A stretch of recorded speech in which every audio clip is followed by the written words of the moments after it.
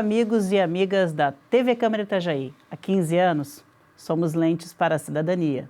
E nós estamos começando mais um Câmara Aberta. Neste mês, a Câmara de Vereadores de Itajaí e a Universidade do Vale do Itajaí, a Univale, iniciaram o curso de especialização em Poder Legislativo e Processo Legislativo. A aula magna da especialização teve palestra com o tema Governança Pública, que foi proferida pelo ministro do Tribunal de Contas da União, João Augusto Ribeiro Nardes. E é exatamente o ministro Augusto Nardes que nos dá o prazer da sua visita hoje aqui. Seja muito bem-vindo, ministro. Obrigado, Eli. Satisfação estar aqui em Itajaí. Satisfação recebê-lo aqui. Obrigado. Eu gosto muito da região, convivo com a região há muitos anos, porque eu sou gaúcho e o gaúcho, quase todos os gaúchos adoram Santa Catarina, né? Pelas praias maravilhosas que vocês possuem, mas também pela identidade cultural. A cultura nossa do sul do Brasil, Paraná, Santa Catarina, Rio Grande do Sul, Uruguai, Argentina, é muito similar. Nós somos todos miscigenados, misturados, temos um pouco de cada cultura. E também temos a cultura, a origem daqui, que é a cultura indígena, os índios guaranis, charrus e tantos outros que influenciaram a nossa formação. Por isso que o gaúcho toma um mate, né? Exatamente, que é de origem, de origem indígena, né? Indígena. E usa bota, né? A bota do índio vinha até o calcanhar.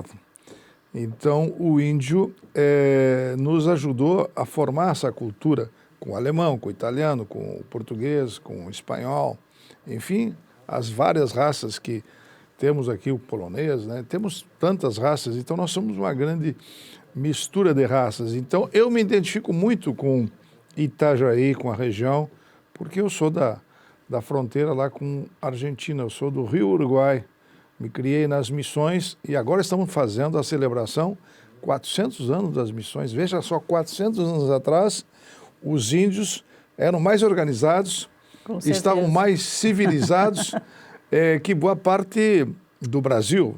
400 anos atrás, quando começou toda a epopeia guaranítica, que os jesuítas, vindo da Espanha, catequizaram 30 povos, e os 7 povos do Brasil são os 7 povos da minha região, Santo Anjo, São Miguel, São Borja, que teve vários presidentes, São Luís Gonzaga. Então, são os 7 povos daquela região. Então, eu me sinto em casa aqui em Itajaí, porque tomo chimarrão, como churrasco e também como chucrute, como a comida alemã ou como a comida italiana. Essa diversificação cultural nossa é fantástica. Já estive na Blumenau Festa lá e na Oktoberfest, então, para mim, eu estou aqui em casa em Itajaí.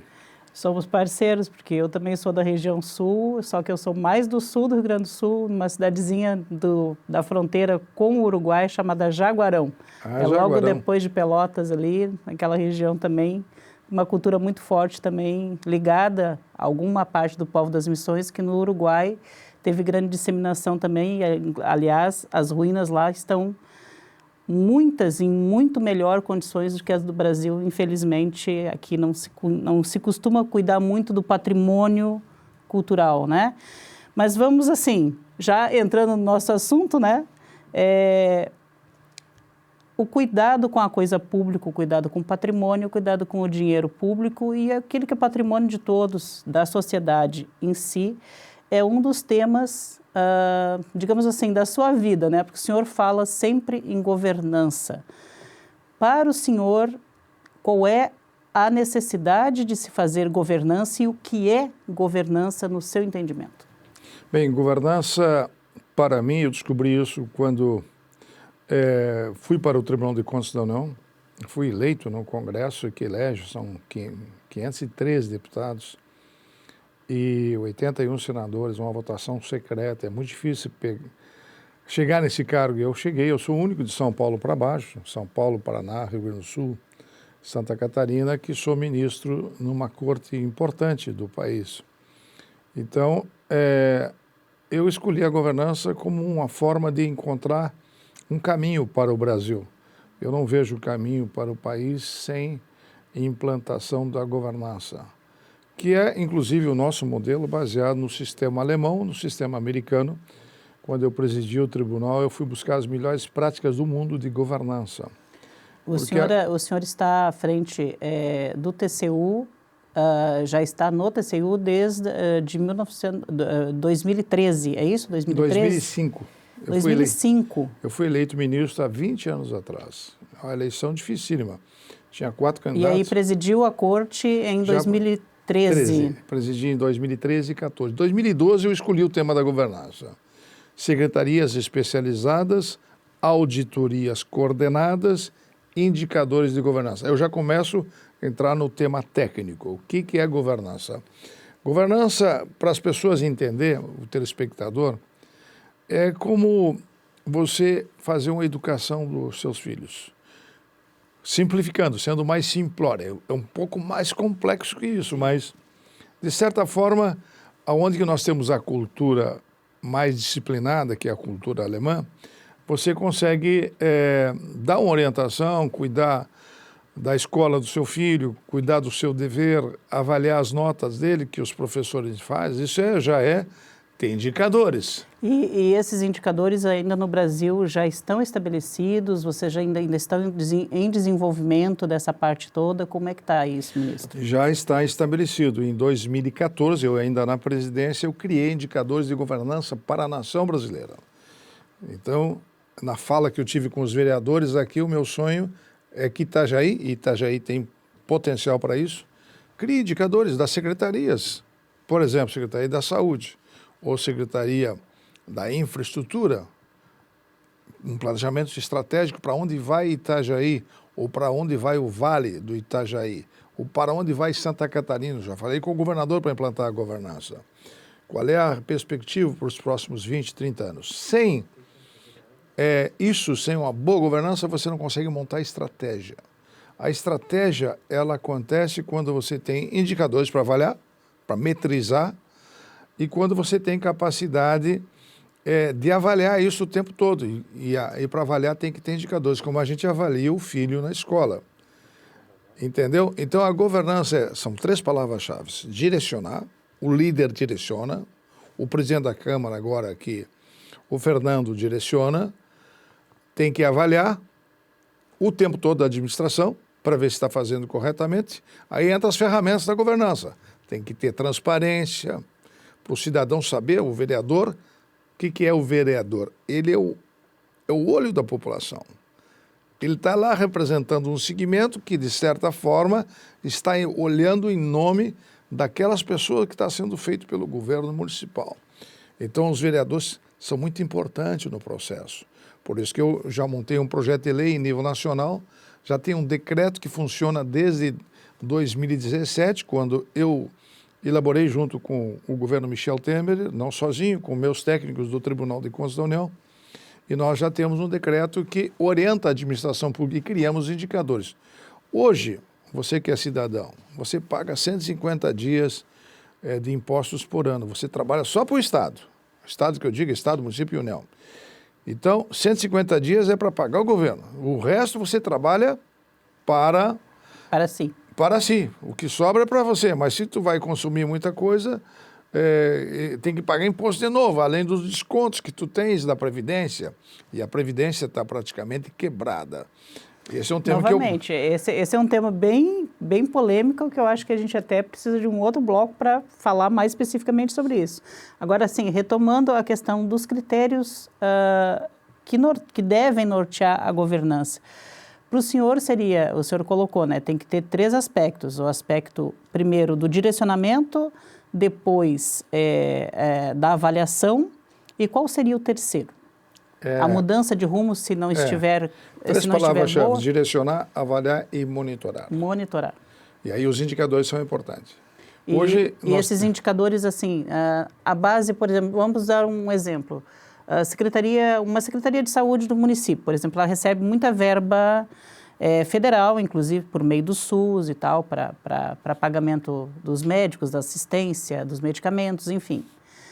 Como que se pode dar um exemplo prático, por exemplo, de governança numa Secretaria de Saúde Municipal? Ver o treinamento dos enfermeiros ou dos médicos. Então, governança da saúde você faz através de indicadores. Quantas pessoas estão sendo atendidas, se estão sendo cumpridos os horários, se o cidadão está realmente sendo atendido conforme o contrato que o médico possui, os enfermeiros estão bem treinados. Governança de pessoas é muito importante. Então, hoje nós temos... Esse é um exemplo. É um exemplo. Hoje nós temos indicadores de governança de pessoas, que é uma das leis que até fui eu que normatizei no Brasil, governança de compras, medicamento. Então, pessoas, medicamentos. Que geralmente são valores vultosos. Muito vultosos.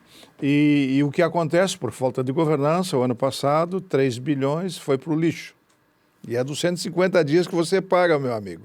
Se não tem governança, vai para o lixo, porque comprou demais ou alguém superfaturou, desviou e não usou o medicamento, mas alguém levou vantagem. Mas quem perdeu com isso foi o cidadão que pagou os 150 dias de impostos que ele pagou para o governo municipal, estadual ou federal comprar o medicamento e depois ir para o lixo. Faltou o quê? Governança. Não teve o monitoramento, que é uma das regras da governança. E não houve uma avaliação na hora de fazer a licitação, as compras. Por isso que a nova Lei 14.133 estabelece que tem que comprar com governança, fazer um planejamento. E a governança é uma gestão mais visão macro. A gestão é a visão mais da busca da agilidade, do planejamento, da ação. A gestão é planejar, é controlar, mas a governança é enxergar um pouco mais que isso. É o líder que direciona isso. E se o prefeito, aí vem o exemplo mais importante, se o prefeito não coloca a governança, ele não tem o comando do município. Aí quem comanda é só o secretário que está fazendo a compra. Ele tem que ter um centro de governo, uma capacidade de avaliar e monitorar todas as secretarias para poder ter a capacidade de enxergar aonde está indo o dinheiro do povo. Entendeu? Então a governança é fundamental para o povo brasileiro. Não abandonando a gestão. A gestão é importante, mas o que faz as coisas acontecer é realmente a decisão do líder. O líder não pode simplesmente abandonar a administração. Ele tem que fazer uma avaliação e um monitoramento quinzenal, ou mensal, ou semanal, depende da característica de cada prefeito. Mas para isso ele tem que ter os indicadores para poder acompanhar tudo isso. E aí é importante entrar a governança de TI, da tecnologia da informação, para poder acompanhar tudo isso. Com certeza. E, ministro, assim, agora vamos colocar uma questão prática. Por exemplo, sendo o Tribunal de Contas da União um órgão que é independente, mas ele assessora muito diretamente o Poder Legislativo, a Câmara Federal e também o Senado, por que ainda, digamos assim, esse projeto de lei com essas questões de governança, trazendo isso para a letra da lei, para que todos os governos, independente de quem esteja lá, possa implantar? O que está faltando? Está faltando, na verdade, compreensão. Da necessidade ou da necessidade da vontade política? E da compreensão da governança. O ser humano é muito independente e muito arrogante e muito vaidoso, né? Às vezes ele quer concentrar todo o poder na mão dele, mas não tem as ferramentas para fazer isso. E é aí que acontecem os desvios. Então, por ele entender que ele tem que concentrar o poder todo na mão dele, ele acaba não usando as ferramentas. E esse é o problema do país. Os alemães usam, os americanos usam a governança. Eu fui buscar os melhores modelos do mundo, fui a Paris e fiz um acordo com a OCDE. E aí comecei a trazer as melhores práticas do mundo e implantei no TCU, para transformar o TCU. Isso é fazer prevenção. Mas não seria no caminho legislativo, por exemplo, que o Tribunal de Contas tem digamos assim, o cerne da questão na questão legislativa também, para que esse projeto de lei avançasse, não teria uma conversa mais facilitada exatamente pelo TCU ser um órgão que dá assessoramento a esse importante poder que é o Poder Legislativo? Depende do interesse do líder. Então, começou com quem? Com Michel Temer, convenci o Michel, eu tinha uma boa relação com o Michel, convenci o Padilha na época, falei com 8 ministros, Meirelles, consegui convencer eles e fizemos o decreto em 2017. Aí foi feito o decreto está em voga, mas aí depende do líder querer aplicar. O governo Bolsonaro avançou, o governo atual está muito lento, só o Ministério fez o curso até agora de governança, o Ministério da Educação.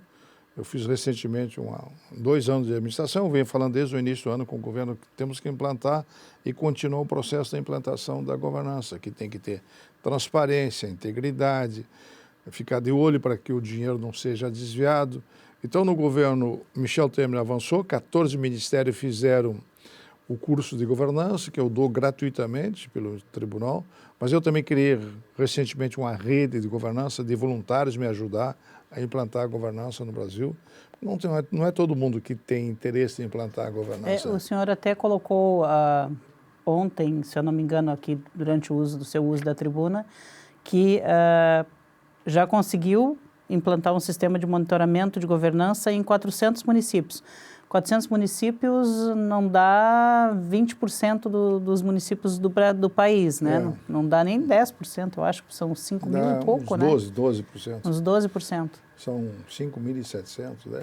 Mas pelo menos as maiores cidades não dá deveriam 10%, implantar, não né? dá 10%. São 5.700 municípios. 5.600, quase 5.700. Então, é um processo difícil, porque depende do líder. O Tribunal de Contas não impõe, a não ser que ele esteja fazendo uma auditoria no município e verifique que não tem regras de governança, ele pode até punir o gestor e multar o gestor, pode até afastar. Eu mesmo fiz um parecer que afastou a presidente da República, mas não foi por causa da falta de governança, foi porque ela teve um crime de responsabilidade ao momento que autorizou a gastar dinheiro que não estava previsto no orçamento, pegou dinheiro de fundos privados e praticamente inviabilizou a previdência de alguns fundos, como o fundo da Caixa, fundo dos Correios. Você recorda desses episódios lá atrás?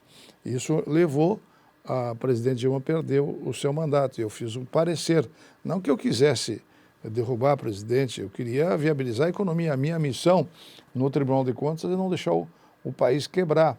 Então, se eu vejo que a economia está tendo problemas, como agora estamos tendo problemas também, o IOF é o que salva o governo atual para pagar as contas, senão não vai conseguir pagar as contas, porque esse é o momento dessa discussão, está acontecendo, né?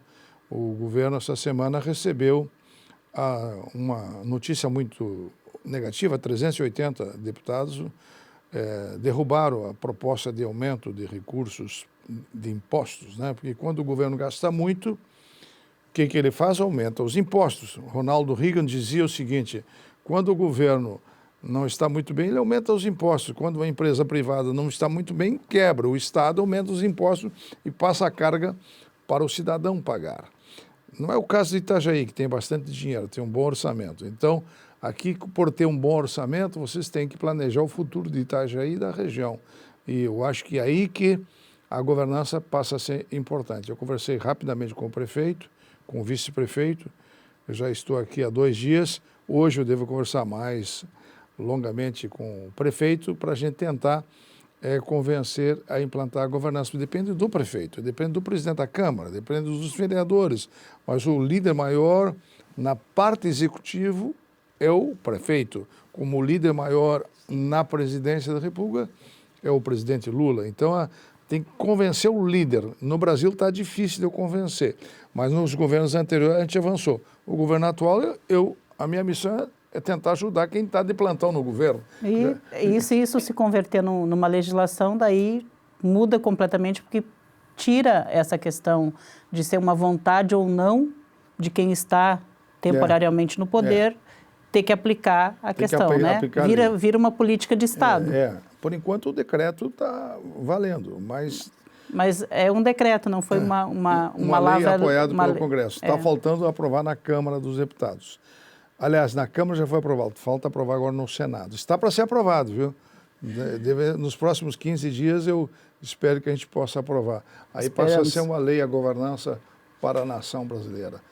Alô, ministro, a gente tem que fazer um pequeno intervalo, só o tempinho de tomar uma água aqui. Na volta, a gente segue conversando aqui sobre governança pública, fiscalização das contas públicas com o ministro Augusto Nardes, do Tribunal de Contas da União. É só um instante, a gente já volta.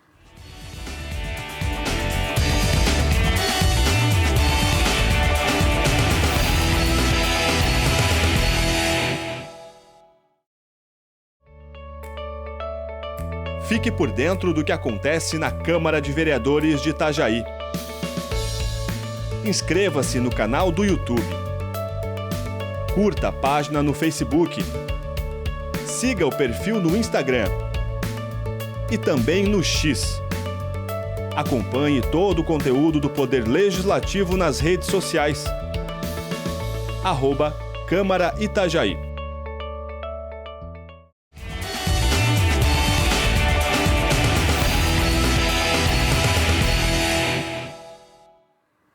Voltamos aqui no Câmara Aberta, que hoje tem a grata satisfação de receber o ministro Augusto Nardes, do TCU.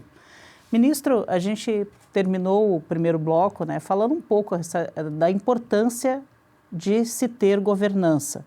E eu abro agora para um outro tema que é também, digamos assim, a base da função primordial do Tribunal de Contas da União e também dos Tribunais de Contas dos Estados, que é a fiscalização da aplicação dos recursos públicos.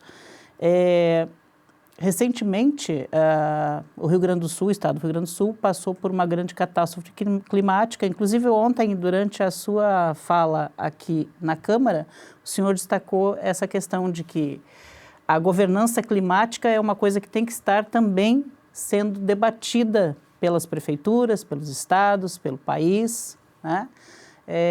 Mas em termos de fiscalização desses recursos, como é que está essa questão, principalmente um grande volume de recursos que foram aportados para suprir as necessidades, por exemplo, do Rio Grande do Sul? Mas estou colocando isso por quê? Porque aqui a nossa cidade, a nossa região, volta e meia tem problemas com cheias, com deslizamentos, tem catástrofes climáticas também acontecendo por aqui.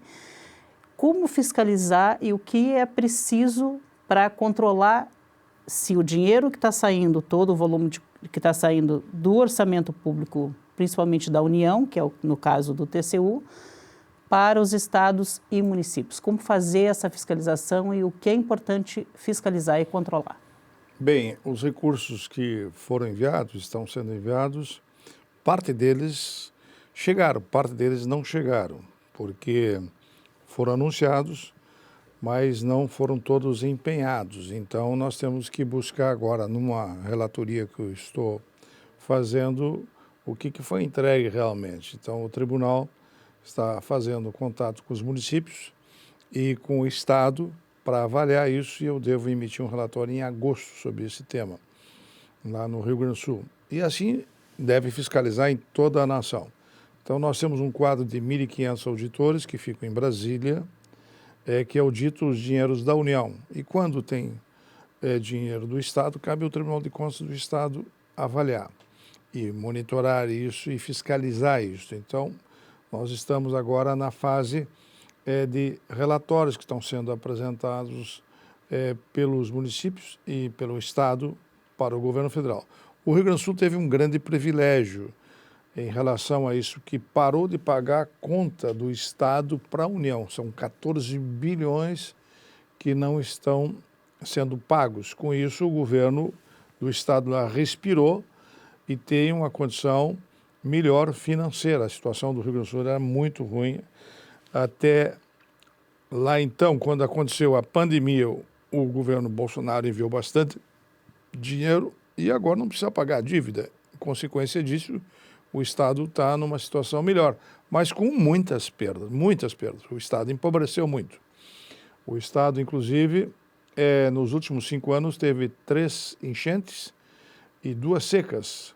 Perdeu 60% do PIB, o Rio Grande do Sul. O Rio Grande do Sul era superior a Santa Catarina em várias áreas, superior ao Paraná. Mas quando tivemos lá governos que não planejaram os gastos, gastaram mais do que tinha, começou o Estado a empobrecer por falta de governança, por falta de planejamento. dar aumentos que não conseguia pagar para os funcionários. Consequência disso, o Estado não tem dinheiro para investimento há muito tempo. Agora está sobrando dinheiro para investimento no Rio Grande do Sul. E eu sei que Santa Catarina está melhor e o Paraná está melhor, porque não tiveram governantes que fossem responsáveis de gastar mais do que arrecada. Aliás, o Brasil está passando por isso nesse momento. O Brasil está gastando mais do que tem e dificilmente irá cumprir os seus pagamentos. E o Rio Grande do Sul passou por isso. Santa Catarina e o Paraná, para comparar que são estados próximos, estão numa situação superior. E aí nós temos que fiscalizar se esse dinheiro está sendo aplicado de forma correta. Sim, se ele está sendo destinado para aquilo que realmente ele foi alocado para ser feito, né? É verdade. Então eu estou fazendo esse relatório sobre segurança, sobre infraestrutura, sobre finanças. O tribunal está fazendo. São 3 ministros, eu cuido da parte da defesa. É lógico que ainda não foi finalizado isso, né? Vocês ainda estão nessa construção, né? Na análise dos dados. Dos recursos que já foram entregues, o senhor tem uma noção como é que está essa aplicação? Sim, eu tenho uma noção. Foram liberados em torno de 60 bilhões e o que foram realmente empenhados até agora em torno de 40 e poucos bilhões. Não tenho todos os números na cabeça, mas eu tenho noção dos números gerais e eu estou exatamente indo atrás dos dados para poder avaliar os recursos que estão sendo entregues e o que foi entregue. O Rio Grande do Sul recebeu apoio de muita gente, especialmente aqui em Santa Catarina, teve um gesto maravilhoso com o Rio Grande do Sul. Escolheram cidades para poder apadrinhar e proteger as cidades. Vários municípios daqui escolheram cidades do Rio Grande do Sul para poder ajudar. Então, um gesto de solidariedade dos catarinenses, que são nossos irmãos, nós gaúchos, temos muitos catarinenses iam para o Rio Grande do Sul há 30, 40 anos atrás. Agora acontece o contrário, os gaúchos vieram para cá. E a política que foi feita aqui em Santa Catarina de atrair as empresas do Rio Grande do Sul também atraiu muitos empresários do Rio Grande do Sul. E o Rio Grande do Sul não fez uma política de incentivos fiscais que Santa Catarina fez. Isso fez uma diferenciação no crescimento de Santa Catarina. Na área educacional também, Santa Catarina passou o Rio Grande do Sul. Então, nós temos identidade cultural e temos uma vizinhança muito próxima. Por isso que a gente tem que trabalhar junto, porque um estado deve proteger o outro. E na questão da enchente, o Brasil foi muito solidário com o Rio Grande do Sul. Mas, por enquanto, as perdas foram mais significativas que aquilo que foi recebido. E é isso que eu estou avaliando para montar um caminho de governança. Aí que vem a tese da governança. O que falhou no Rio Grande do Sul, o que a gente pode aproveitar com o auxílio que tivemos do país todo e do governo federal. Implantar regras de governança, fazer prevenção. Por exemplo, aí eu começo a falar de novo da governança. O Santa Catarina pode fazer avaliação de risco. É um tema que tem que ter numa boa governança, avaliação de risco, avaliar o risco das decisões do governante, né? Para que ele possa fazer políticas preventivas para evitar enchente. Então, toda essa parte de tubulação que teve problema lá em Porto Alegre, em Canoas, nas cidades, tem que ter isso bem preparado aqui em Itajaí. Ou se não vem uma enchente, como já aconteceu em Santa Catarina, se você não faz políticas preventivas e você não tem avaliação de risco para atacar onde que existem os problemas mais sérios de alagamentos, por exemplo, você vai ser surpreso com o alagamento que pode acontecer. Porque nós estamos entre a Antártida, o Rio Grande do Sul e Santa Catarina, e o Brasil. O Brasil vem o calor, a Antártida vem o frio. Então as frentes frias se concentram aqui. E aí aqui dão as grandes tempestades e chuvas torrenciais. Então nós temos que estar fazendo a governança o tempo todo, preventivas, para proteger Itajaí, proteger o Rio Grande do Sul, Santa Catarina e Paraná. E das coisas que podem fazer com que isso funcione, quer dizer, esse planejamento, é, em primeiro lugar, aceitar que existe uma mudança climática e também fazer esse planejamento assim, ó, se eu sei que pode acontecer, vamos fazer as obras de contenção já prevendo para minimizar todos esses efeitos negativos que, para a maior parte da população, são muito piores do que para os próprios governos, né? E nesse sentido, eu queria entrar nessa questão. Vocês têm hoje a Rede Governança Brasil. O que é a Rede Governança Brasil, que pode ser acessado, inclusive, na internet, é só buscar rgb.org.br, que vai estar lá todas as informações. Mas, assim, sucintamente, o que é a Rede Governança Brasil? A Rede Governança Brasil, quando eu montei a tese da governança para o país, quando eu presidi o tribunal, eu comecei a trabalhar e vi que sozinho, com o tribunal, a gente não conseguiria fazer, que nós tínhamos que ter gente junto conosco. Inclusive, nós temos uma jovem aqui de Itajaí que participa da rede. Nós temos 600 voluntários.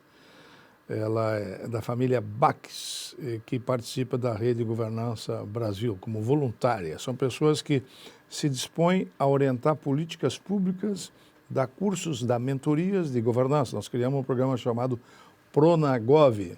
O Pronagov é um programa nacional de governança para implantar. Nós implantamos em 400 municípios.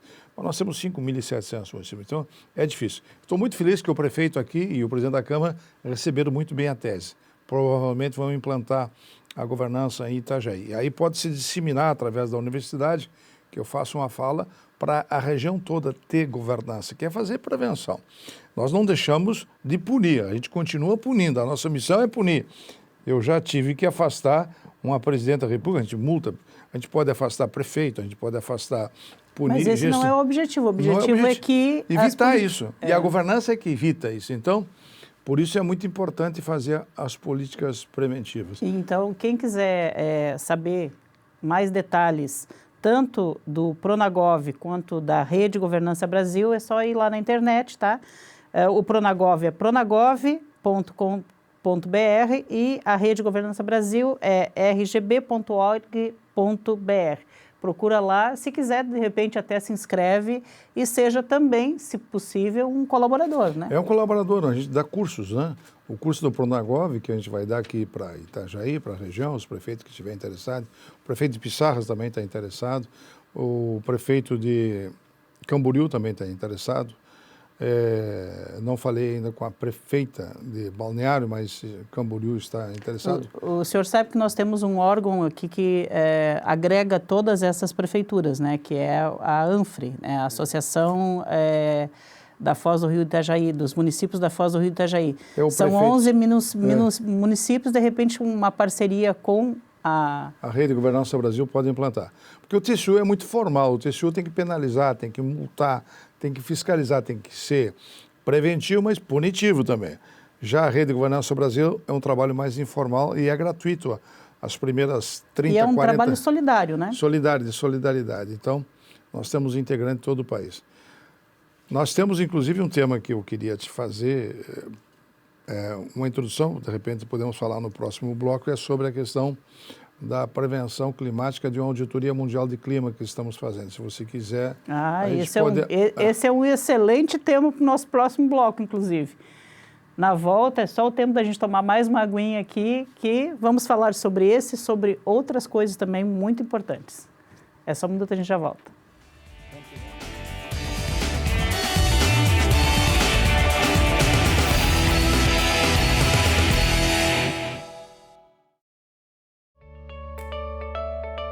Fique por dentro do que acontece na Câmara de Vereadores de Itajaí.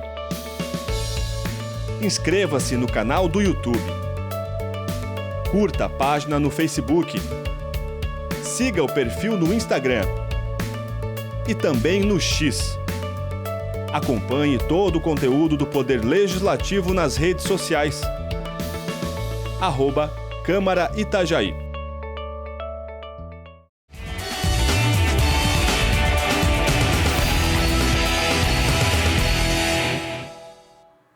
Voltamos aqui no Câmara Aberta, que hoje entrevista o ministro Augusto Nardes, do TCU.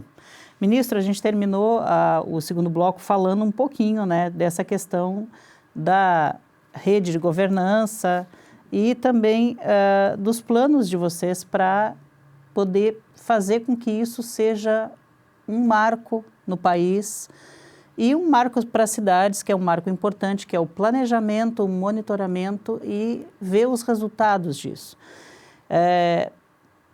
Em ordem climática, a governança climática de todos os seus efeitos, o planejamento é essencial, né? É verdade. A questão climática eu vejo como central, né?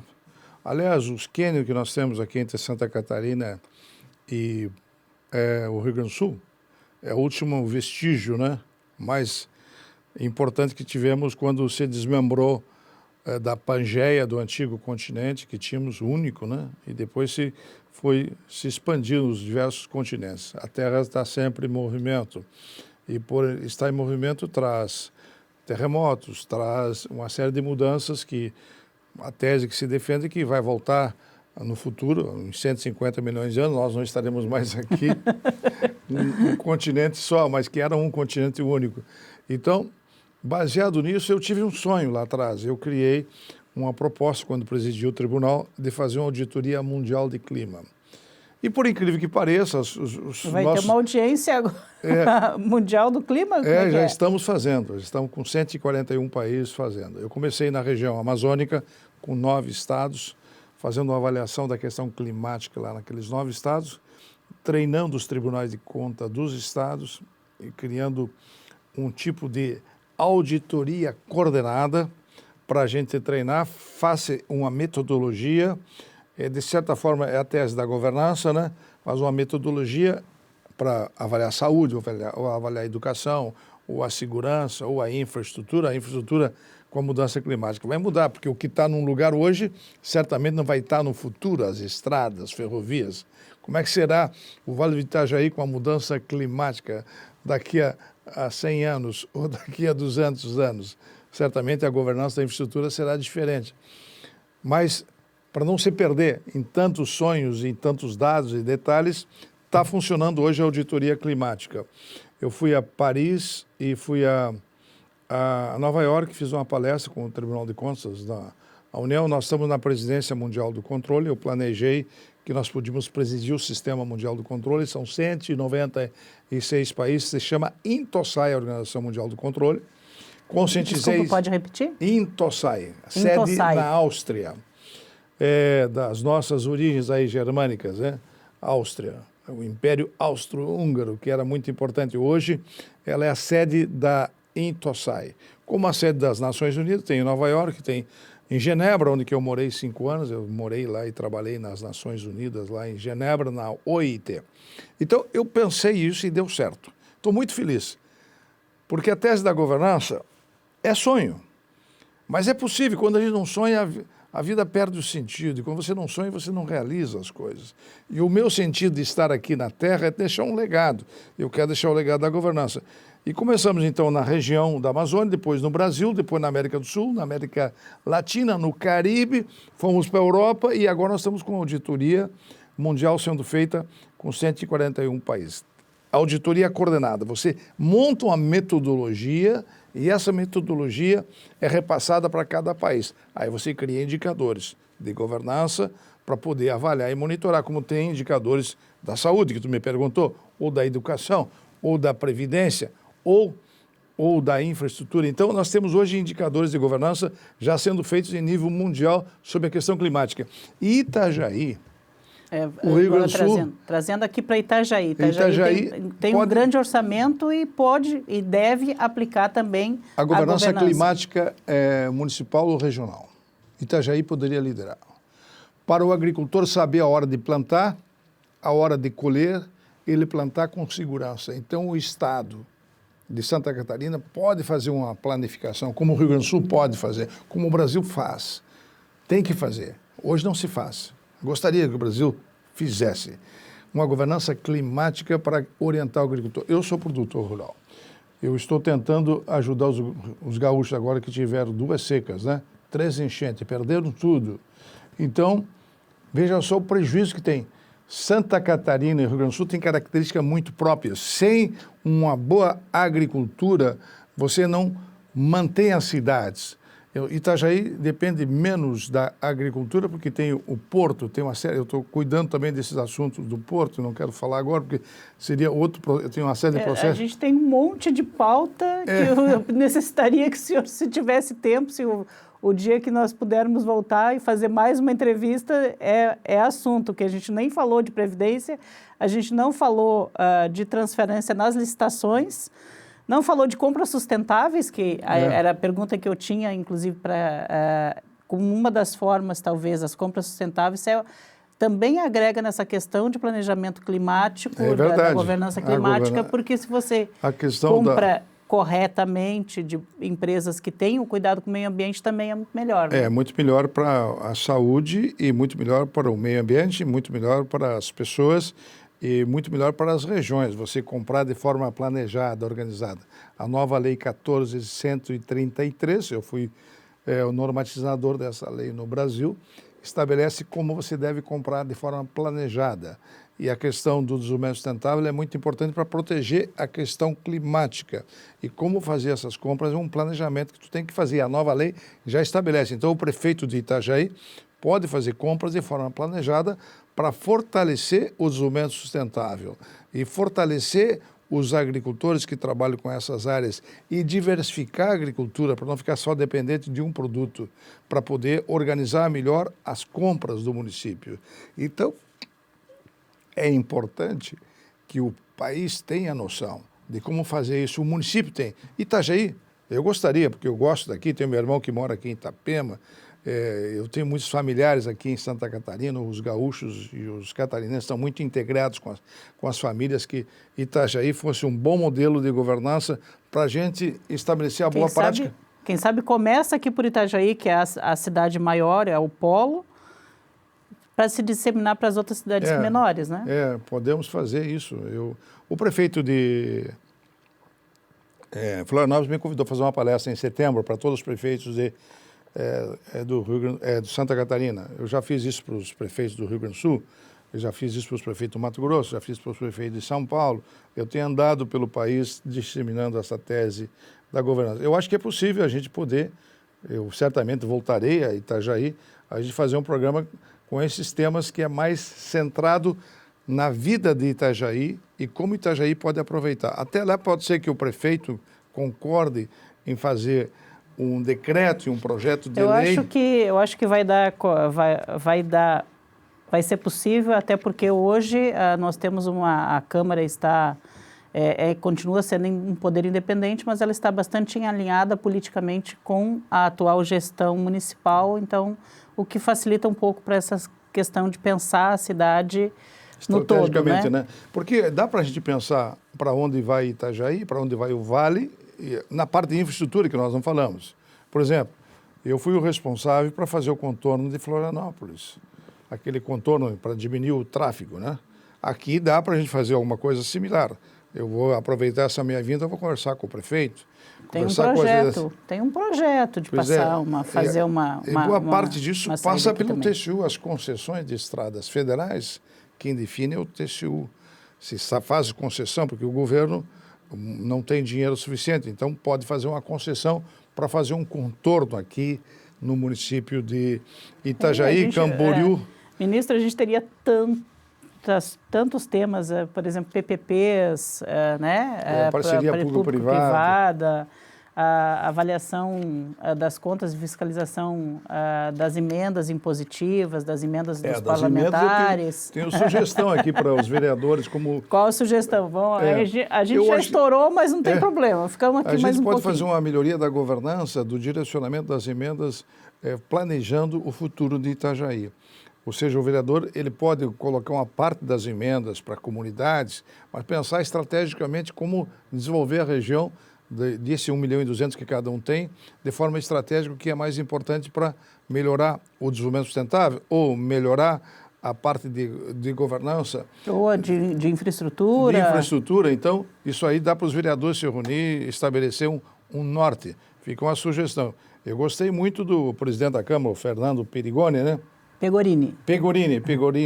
E gostei muito do prefeito também, do Anderson. Robson Coelho. Robson Coelho e do vice-prefeito é o Rubem, né? Rubens. Então, eu acho que dá para a gente trabalhar. Como eu vou estar com eles, eu vou tentar passar algumas informações da minha experiência como ministro, 20 anos. Eu imagino que o senhor vai obter pelo menos um início aqui em Itajaí da aplicação da governança.